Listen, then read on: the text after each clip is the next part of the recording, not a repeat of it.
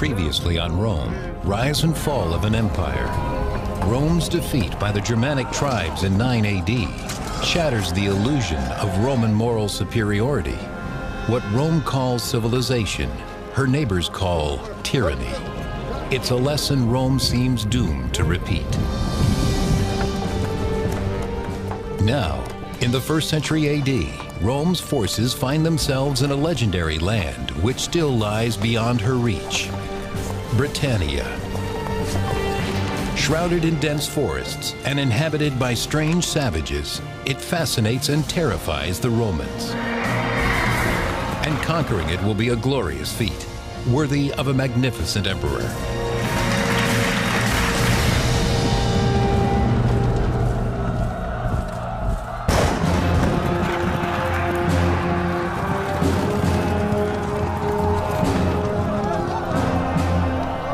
For 6 centuries, the Roman Empire bends the ancient world to its will.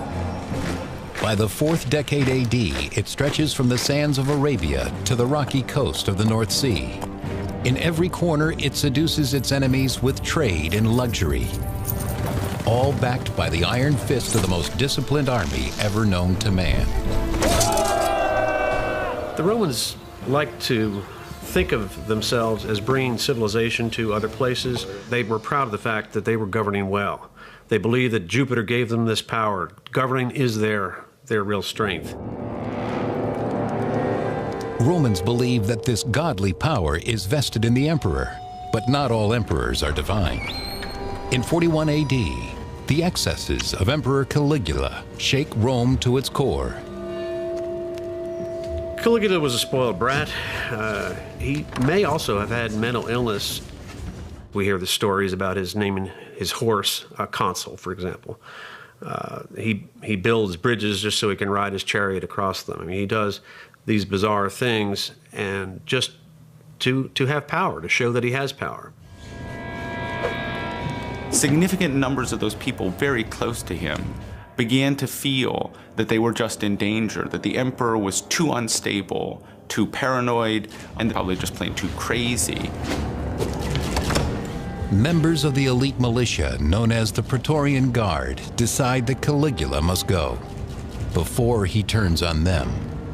They make their move as the emperor returns from an afternoon of gambling.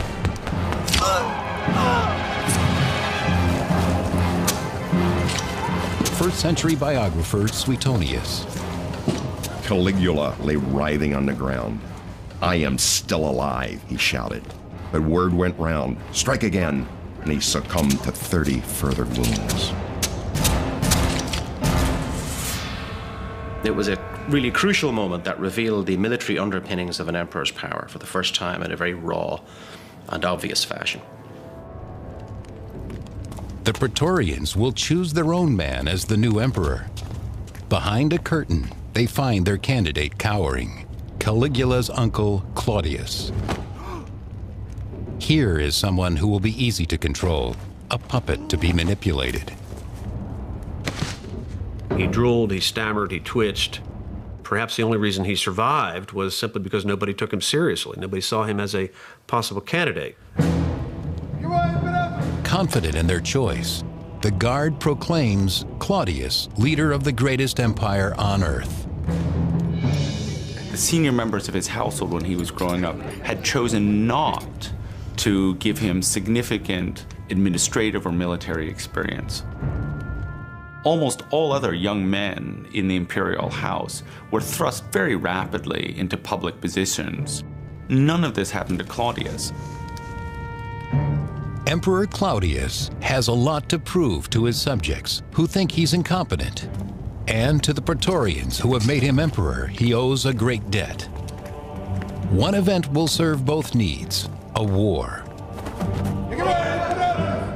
Honor and booty for the soldiers, prestige and dignity for the victorious emperor. An active conquest of some area, an active military adventure, will always be preferred economically for the Roman soldier. Psychologically, soldiers don't want to be inactive. Psychologically, they want to go out and fight their best. The more spectacular the conquest, the better. but where to go.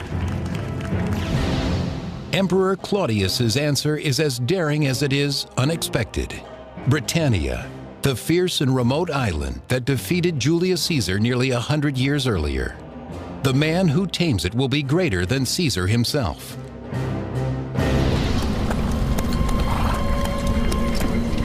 To lead the expedition, Claudius chooses Claudius, a distinguished senator and well-established commander. He leads 4 legions into a strange land, haunted with a dangerous history. The troops are edgy and afraid.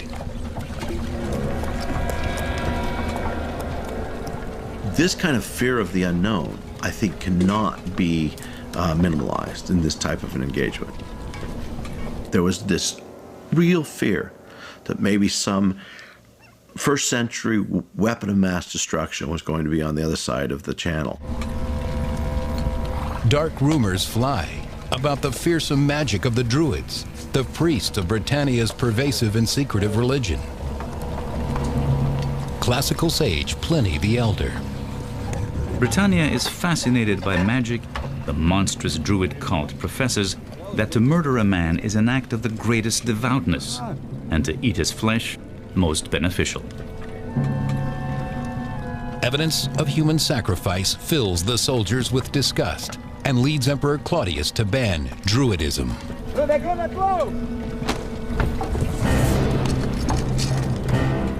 For any religious cult to be suppressed, they had to be doing things that the Romans didn't like.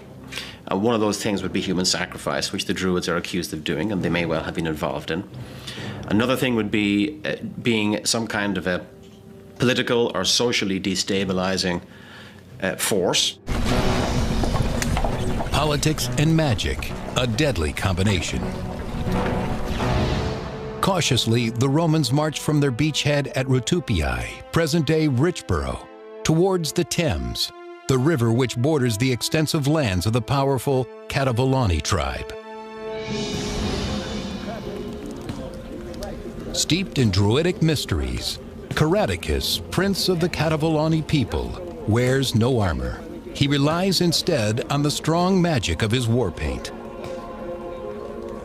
It apparently took a lot of education for Druids to be able to master these things, maybe up to 20 years of learning to pick up the various texts, the poems, the chants, the words of prayer, the magic. The Druid priests are ringleaders of rebellion against the Romans. They pass freely from one tribe to the next, spreading intelligence of the enemy and gathering new recruits. Druids are not only middlemen between the people and the gods, but as judges, as leaders, they were individuals to be reckoned with. In virtually every area of Celtic society, the Druids have a stake, have power. Togodumnus, brother of Caradicus and warlord of the neighboring kingdom, arrives with his own soldiers to bolster the resistance. Their forces combined, the princes face the Romans with supreme confidence.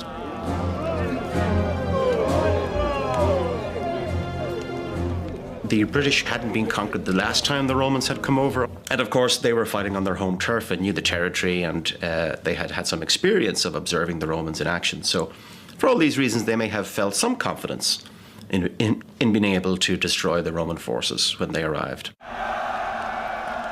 Wales had the harshest of terrain, and it also had the fewest people. But there were people who were more warlike than some of the others.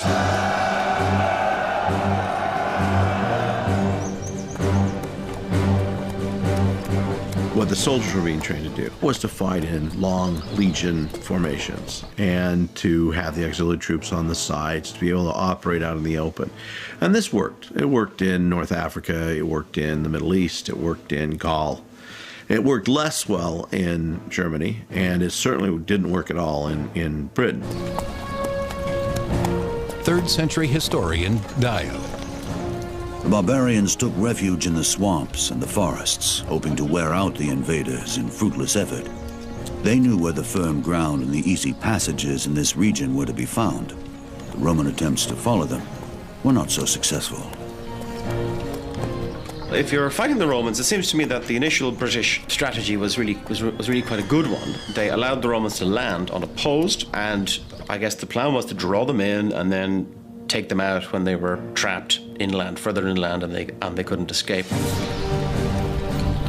When the British strike, it is with guile and savagery.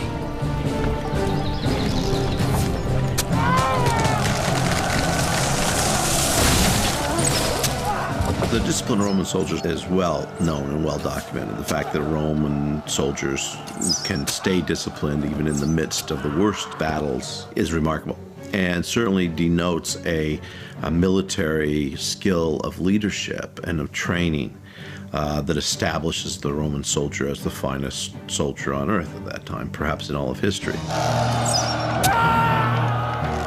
In one skirmish after another, Claudius suffers humiliating defeats, but he remains undaunted. The Roman army, above all, was patient. There's no question the decisive victory here. This was going to be a campaign, and the campaign was going to take long. After all, where did the Romans have to go?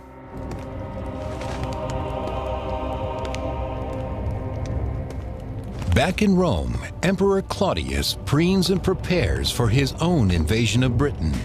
Soon he will personally see to her surrender. For the first time in his life, he tries on the garb of a warrior. He needed to establish his military credentials. This was an essential part of being in the public eye in ancient Rome, was to be militarily efficient and to have some achievement under your belt, preferably victory over some foreign enemy. Claudius plans to overwhelm the barbarians with the most destructive and imposing weapon of the classical world: battle elephants. They will announce the grand entrance of the emperor.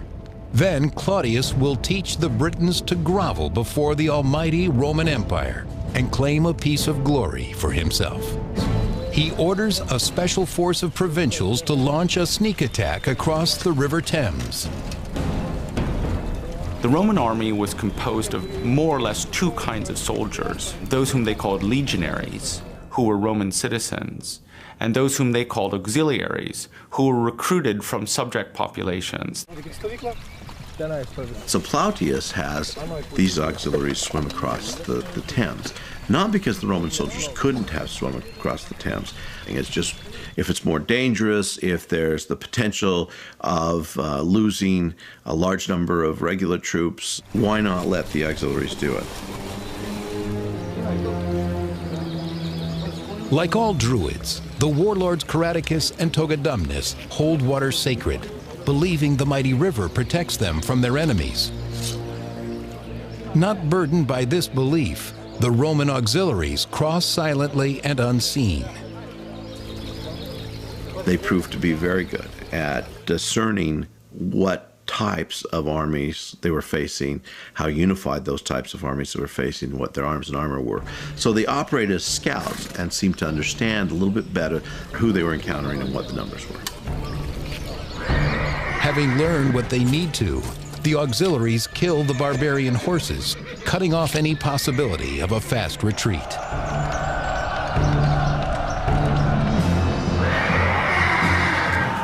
Only now does Plautius send in his full force to attack the Cativoloni.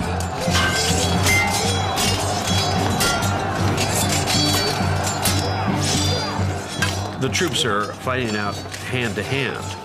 It does become a big melee where you're just trying to use brute force to overwhelm the enemy, to scare them, to frighten them, to force them away, and then pursue them.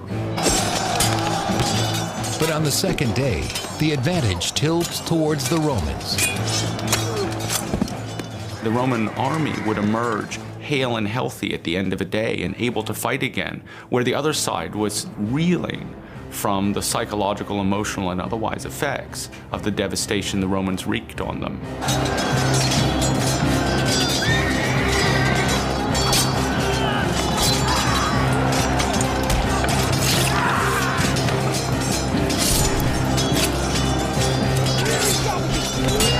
In the ensuing slaughter, Togodumnus is mortally wounded. Stricken, the survivors vanish into the swamps.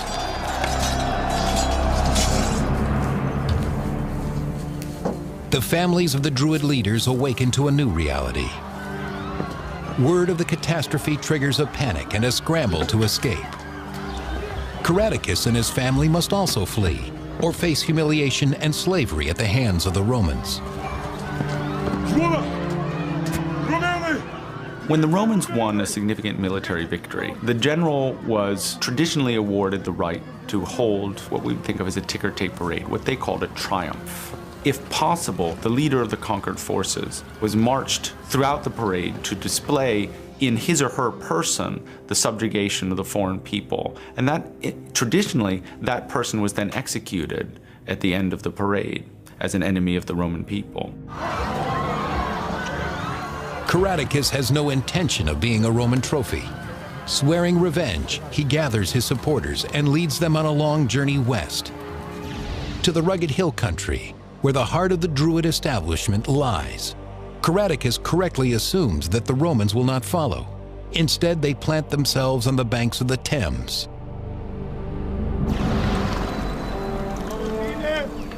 Third-century historian Dio. Because of the troubles he had encountered on the Thames, Plautius became afraid. Instead of advancing any further, he proceeded to guard what he had already won and sent for Claudius. But is it really fear that stops Plautius, or politics? I doubt a man of experience and ability of Plautius would have been daunted too much by a river like the Thames. It seems more likely to me that he was given orders that at a suitable point, once a certain beachhead had been established, once there was a certain hinterland that the Romans could operate in, that the emperor be summoned, that he should show up in person to establish that military credibility which he so badly needed. Emperor Claudius attempts to sail to Britannia. His ship is nearly lost off the Spanish coast, and he must march instead through Gaul to Gossariacum, present-day Boulogne, before finally crossing the Channel. It is late in the campaigning season by the time he arrives.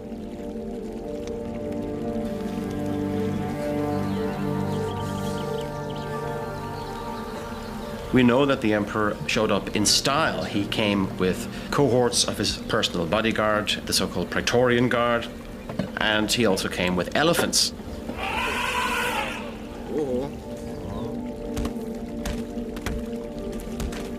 Which is something, obviously, it's not an animal native to Britain or anywhere in Western Europe, so by showing up with elephants, he was really announcing his presence. And then he supervised, probably from a safe distance in the rear, the capture of various towns and cities.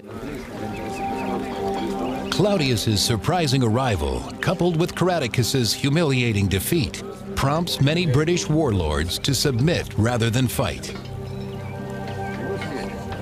We modern people have our own idea of freedom. That's part of our makeup. It's not necessarily the makeup at all of the ancient world. The majority of people simply accustom themselves to their new leadership. The taxes they were paying to leader A, they would now pay to leader B, and it didn't matter much. If they could cut down on any violence that could be made against them by an army, principally that army not being allowed to rape or pillage or destroy their lands, by acquiescence they would.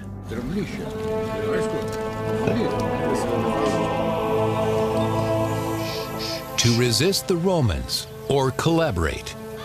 In the northern kingdom of Brigantes, the decision looms like an ominous shadow. The choice will be made by their powerful queen, Cartimandua. The British were willing to stand up behind women who must have been very powerful personalities, who must have had powerful menfolk that they were attached to, I think, who established their status. And then they must have been able to, by dint of force of personality, charisma and so forth, rally their people behind them. The queen's husband Venusius has no doubt about which way the Briganti should go. He opposes the Romans with all his heart.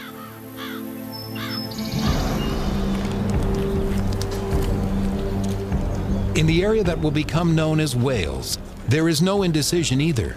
Here, Britain's fiercest warlords cleave to the old ways and vehemently reject imperial domination. The Druids call upon their gods to drive the Romans from their shores.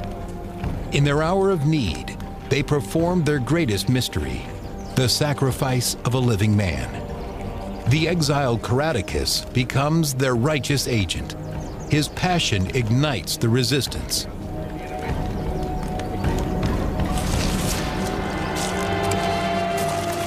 He was able to combine some of these very disparate tribes of people into an anti-Roman stance by creating a common enemy. This must have made him the most charismatic British person of the time, because how could he go about and convince so many individuals to oppose a Roman war machine? Bound by common hatred and their ancient religion, the Celts vow to fight on to the bloody end. Victory in battle restores confidence among the Roman rank and file. They no longer fear the British. Little do they know that the worst is yet to come.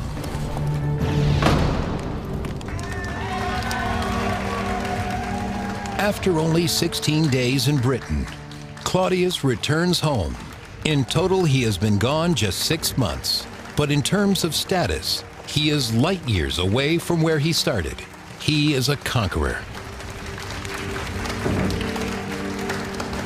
The propaganda value of such a trip is extraordinary, and it gave him a bump in the political favor of the people in a way that's similar to a modern president visiting his troops on the line, even if he never goes anywhere near the fighting.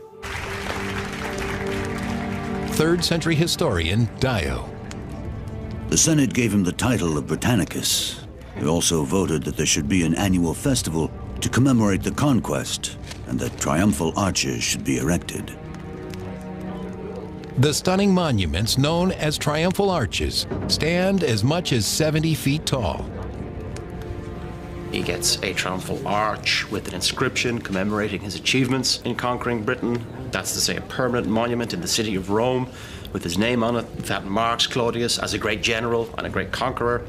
So the military honors are the whole point of the reason to go into Britain. That's the purpose of it, first and foremost, to give Claudius that degree of, as I say, military sort of credibility, military standing that he had formerly lacked.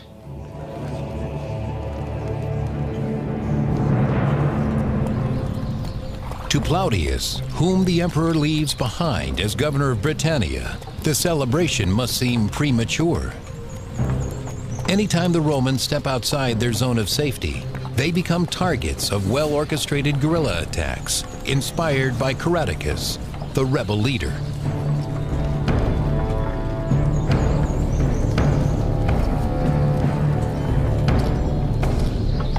They would have communicated by means of runners and messengers. And again, knowing the lie of the land, knowing what the quickest ways between the various parts of Britain were, then they would have had an advantage in getting information swiftly between different parts of the island.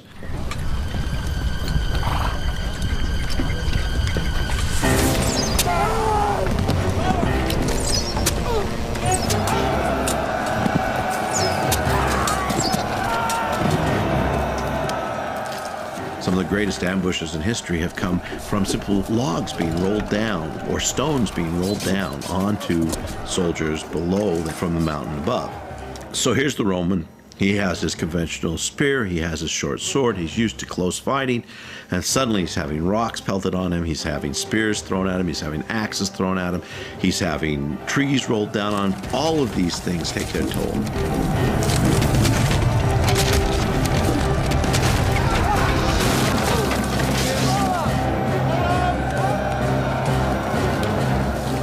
The British succeeded in outfoxing the Romans because they knew the terrain, and that local generals, that is British generals, inspired their troops by giving speeches in which they exhorted them to fight off the invaders who wanted to enslave them, that these were foreigners seeking to conquer them.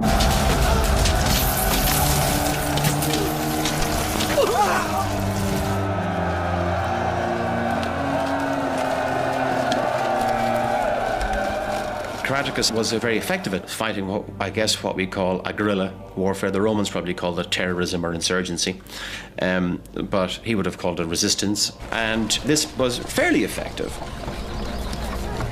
Too often the rebels melt away into the forests after an attack. Plautius must crush the resistance or watch it destroy his new province. This meant that the officers on the ground had to make decisions that were not just straight wrote out of whatever training manuals that they had been taught from, that they actually had to adapt themselves to the terrain and also to the tactics, we might call guerrilla tactics, of their opponents. In 45 AD, he sends a surge of troops from his headquarters in Camalodunum. 3 legions march south, west, and north. The 9th heads for the land of the Brigantes. The courageous Brigantes control the North Country, an important buffer from other barbarians. For the Roman ambassador, the cooperation of Queen Cartimandua is key. You're trying to divide and conquer. You're trying to separate and isolate individual groups, subdue them, and having friends on the home fields is a big advantage. Cartimandua accepts the imperial offer. After all, with a legion on her doorstep, her options are limited. What good are you doing for your people if the choice is not between freedom and conquest, but between collaboration or destruction?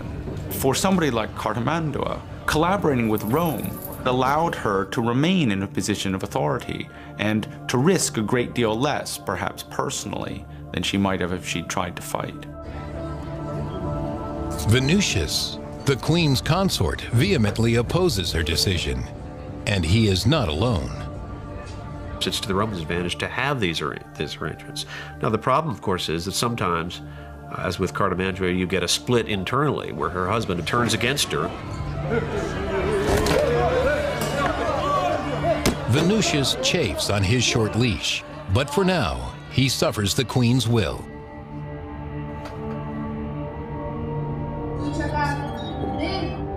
Bitter but unbowed, he waits for events to change.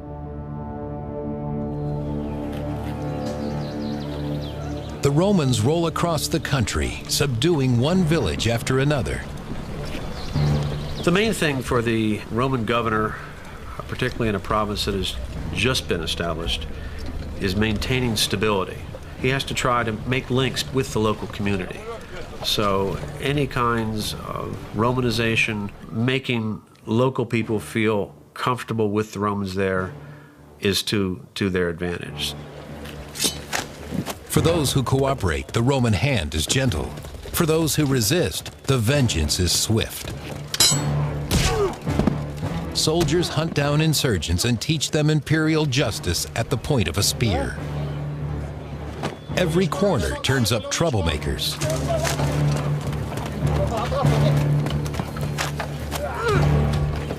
But the legionaries find potential converts too. Slowly but surely, they expand Rome's domain, winning hearts and minds as they go. In the arena of Roman politics, General Plautius is a hero. 4 years after the invasion, a grateful Claudius calls him home. He brings along his British prisoners for the gladiator ring. 4 years is very standard for a person to be in command of a province or of an army like that, and then somebody else would come in. You don't want a person to be in command for too long in case the troops become too attached to their commander. And if that happens, they may get ideas that maybe this commander would make a good emperor.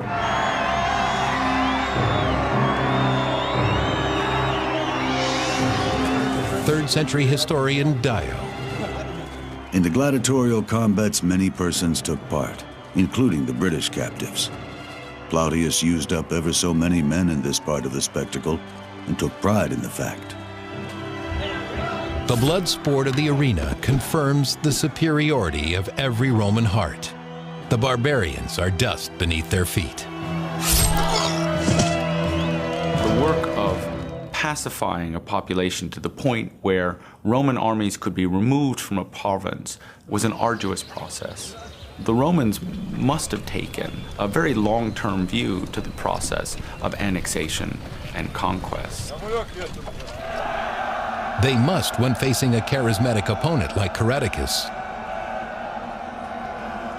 Caradicus may have had the most significant of these rebellions. He seems to have been able to combine most of the British people, and they have successes. The Romanized villages reel under Caradicus's audacious attacks. His surprising string of victories makes him first among British chieftains. All look to him to push the invaders from their shores. In November, when he learns that a new Roman governor is assigned to Britannia, Caradicus launches his most virulent assault yet. The new governor, Scapula, receives a bloody welcome to his province. But things do not go as Caradicus predicts. The Roman troops never waver. Scapula deals Caradicus his first major defeat of the insurgency. Still, the rebel leader remains defiant. Caradicus retreats to southern Wales and sparks an uprising there instead. As it spreads north through the hill country, Scapula pulls the 9th Legion out of Brigantes and heads west.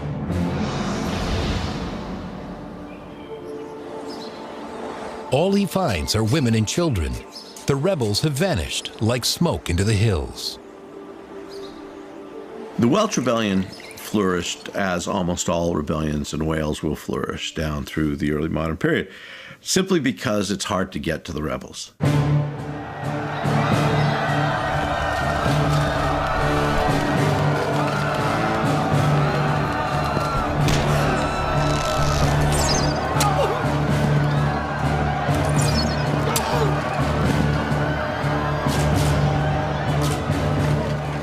Now they have to go into the mountains and the woods and the islands and find where these rebels are and then take them out. It's actually not unlike the situation that American soldiers found themselves in popular histories of Vietnam, where the Americans found themselves fighting in jungle terrain, where the quality of their training elsewhere didn't prepare them for the ability of the enemy to melt into the background. Scapula's solution is to obliterate their hiding places. He destroys every rebel village and presses forward. But behind him, treachery strikes, threatening a second rebellion.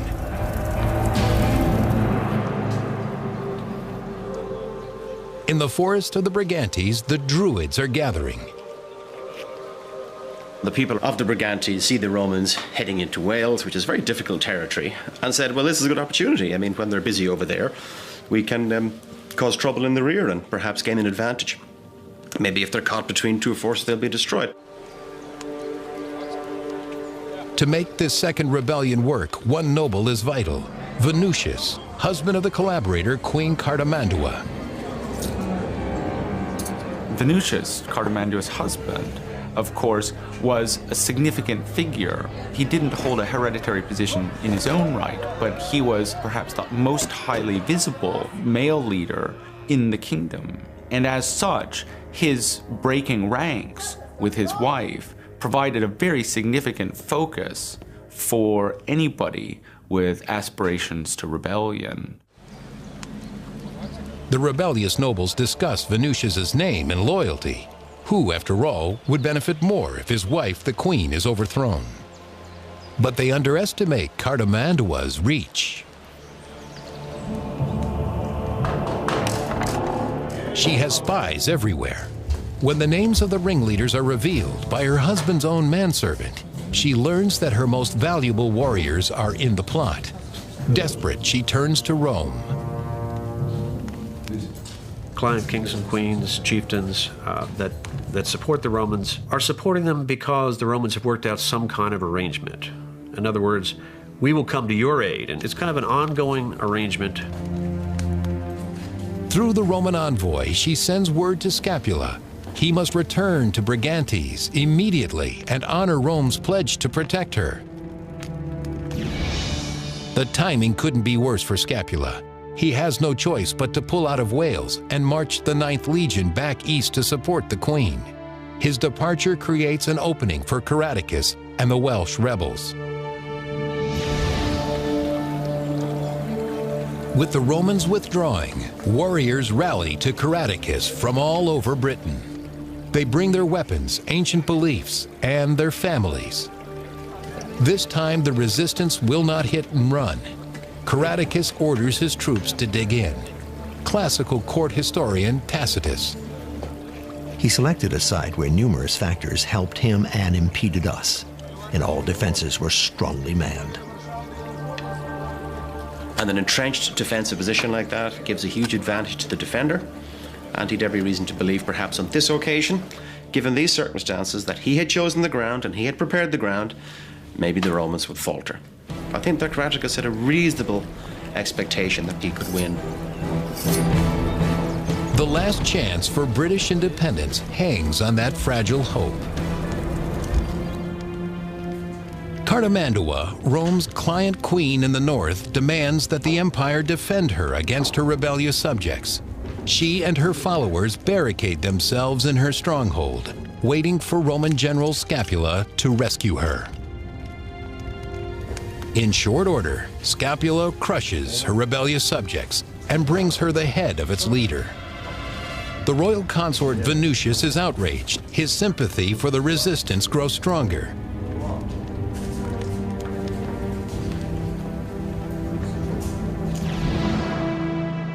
At last, Scapula marches to Wales with the 9th Legion once more. Desperate to finish off Caradocus, he doubles his troop complement, ordering the 20th Legion out of Camalodunum as well. In 50 AD, with the honor of the empire weighing on him, Scapula leads thousands of the most highly trained men on earth against a well-entrenched and determined enemy. It might have been possible for a man like Scapula to persuade Claudius that failure under the particular circumstances would have been acceptable. But basically what was at stake, beyond, say, life and death, was his chance for a further post after this one. Failure is not an option, but victory will not be easy.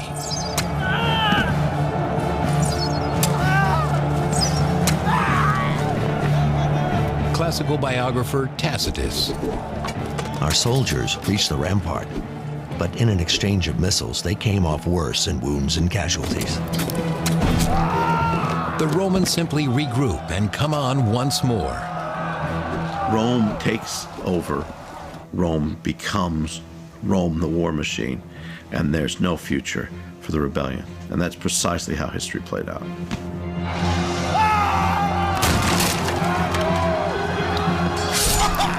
So they really wanted to get to grips with the Britons and finally end this thing.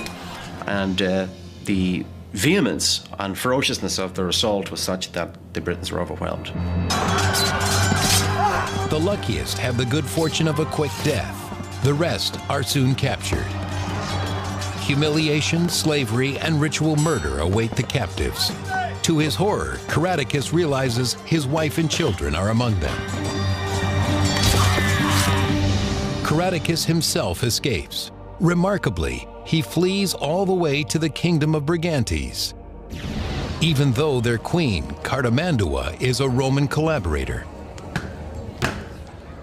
Cartimandua's husband, Venutius, is a known patriot and opposed Cartimandua's collaborationist policies with the Romans. I would suggest that Caradocus fled not to Cartimandua, but to Venutius, in the hope of perhaps gaining his support, maybe convincing Cartimandua to turn, finally. Cartimandua does not bend. She is Rome's creature. The queen trades Caradocus, the hero of the resistance, to cement her position as a friend of Rome.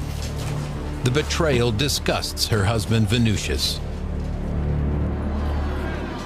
Paraded through the streets of Rome, Caradocus and his family thrill the citizens. classical court historian Tacitus. The reputation of Caradocus had spread beyond the islands and through the neighboring provinces to Italy itself. These people were curious to see the man who had defied our power for so many years. Even at Rome, his name meant something. This was the symbol of their victory. You know, here's the enemy chieftain marching through our streets in submission.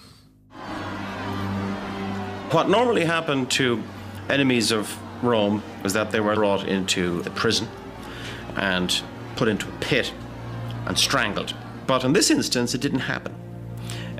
Instead, Caradocus was led to Claudius sitting on a large raised sort of a tribunal or dais, and he gave a stirring speech. And if we believe Tacitus, the speech was about the need to resist domination, and that if he allows Caradocus to live, that he would be a living symbol of Claudius's clemency.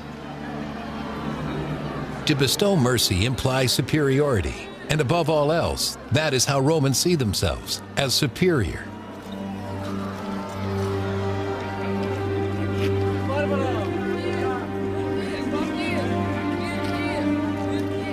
Moved by Caradocus' speech, Claudius grants his celebrity barbarian and all of his family pardon. He was probably retired to a villa somewhere in the neighborhood of Rome, where he would have lived out his life in relative comfort, but of course lacking freedom. A golden cage. The assimilation of Caradocus is at last complete.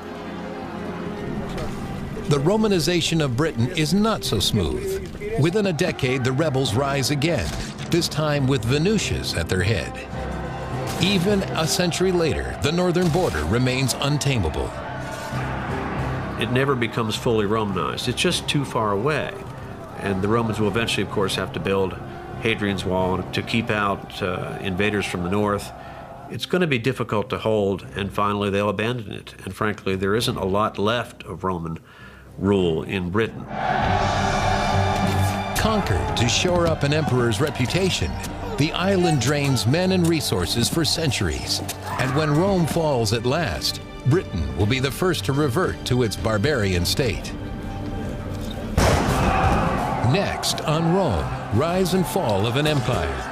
As the empire ascends to its zenith, its rulers forsake the greater good to chase personal glory. Trajan finds gold in the Transylvanian hills, but ultimately meets wretched defeat.